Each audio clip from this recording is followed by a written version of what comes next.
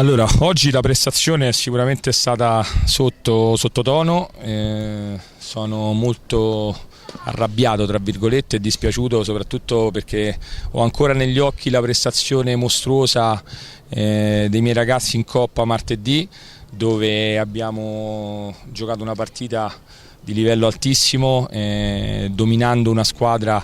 forte, di livello, strutturata, attrezzata, che sta facendo benissimo come il Ciampino, e poi a 3 giorni di distanza vedere invece questo scempio a livello tattico, a livello fisico, a livello di intensità. È un grosso rammarico, perché comunque è la cosa che più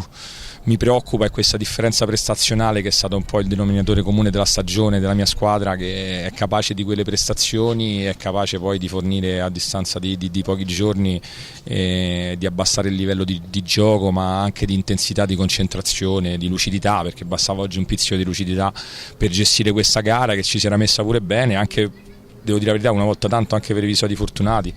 Ma abbiamo rimesso in piedi una gara che dovevamo gestire molto meglio, e con più intelligenza, con più esperienza, anche se comunque magari non avevamo la gamba giusta, o comunque abbiamo pagato sicuramente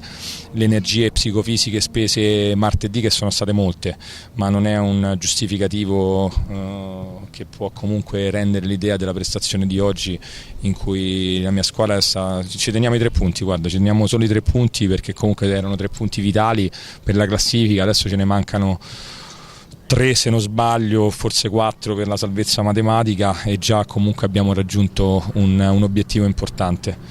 Però salvo solo questo oggi, speriamo che dalla prossima settimana si ricomincia un po' a salire di livello, perché oggi, devo dire la verità, anche per chi stava sopra lì a vedere la partita non si è divertito, non abbiamo fornito uno spettacolo decente.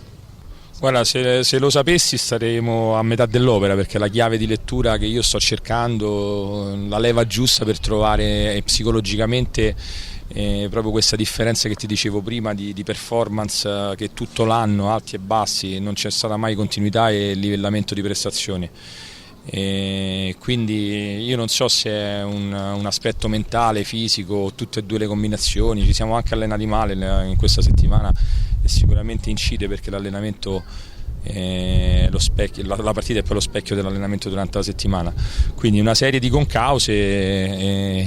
devo dire che è poi il limite più grande di questa squadra, che è capace di prestazioni altalenanti, alternando apposta prestazioni di livello top a poi prestazioni tipo sabato scorso a Palombara, o come oggi, che sono proprio sotto il nostro livello standard.